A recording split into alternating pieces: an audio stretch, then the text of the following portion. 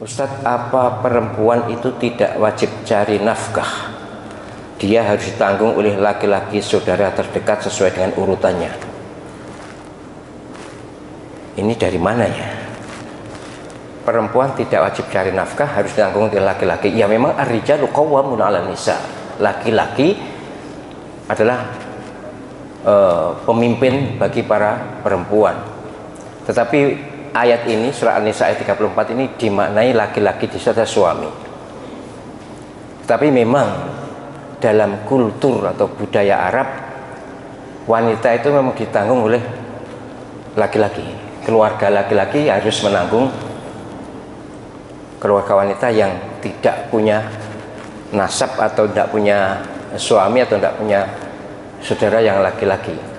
Kalau ada kerabat laki-laki memang harus menanggung perempuan. Itulah makanya dinyatakan dalam banyak statement oleh para antropolog ya, ahli tentang manusia. Kalau sosiolog itu budayanya, kalau antropolog itu orangnya. Itu Islamlah yang menjunjung tinggi harkat martabat wanita, perempuan, melindungi hak-hak perempuan, bukan sebaliknya sebagaimana dikampanyekan bahwa gara-gara Islam membolehkan poligami lalu Islam dianggap melecehkan wanita. Panjenengan juga jangan mau. Apapun aturan Allah Subhanahu wa ta'ala adalah yang terbaik dan yang harus kita patuhi dengan hati ridho.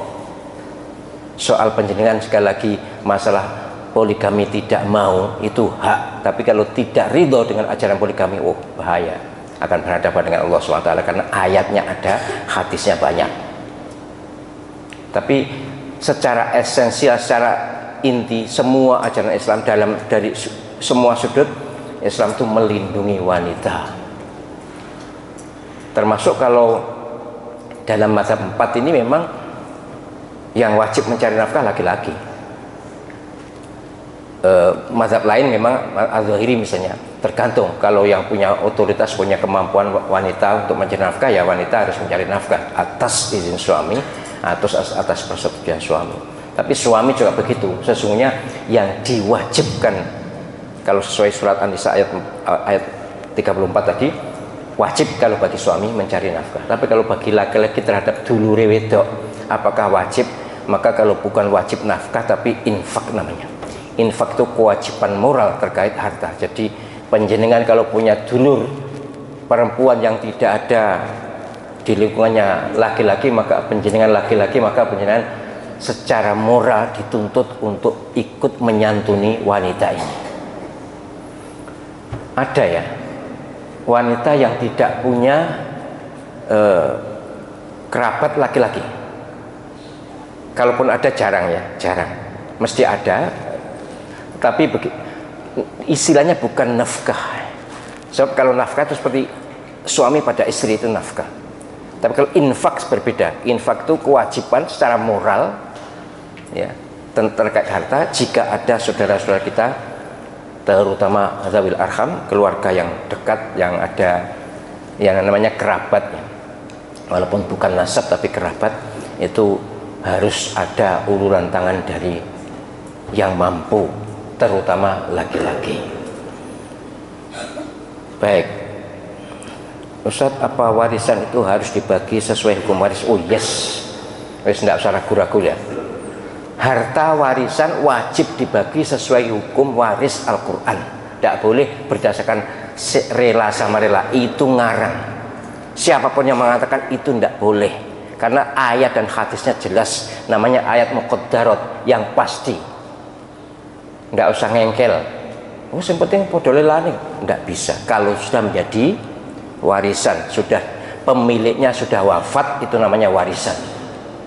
Kalau tidak ingin dibagi sesuai hukum waris, maka bagilah sebelum pemiliknya wafat.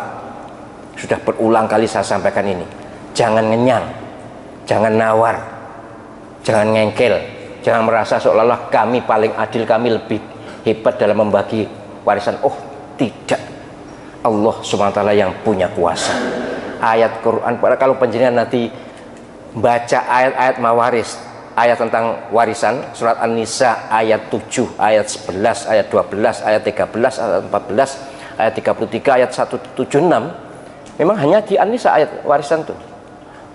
Al-An'am juga ada ayat 75, tapi yang pasti itu An-Nisa ayat 11, 12 itu yang, dan 176 itu yang angka-angka. Istilah Najmuddin At-Tufi Hambali menyatakan bahwa ini ayat muqaddarat, ayat sudah pasti, tidak bisa ditafsiri. Setengah ya setengah, tidak boleh ditafsiri apa, tidak boleh. Maka penjenengan sebagai muslim, mukmin yang taat kepada Allah SWT,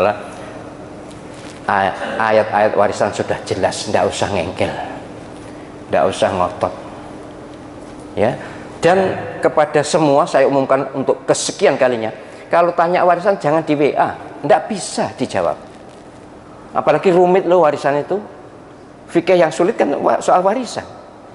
Dan konsultasi langsung ketemu orangnya.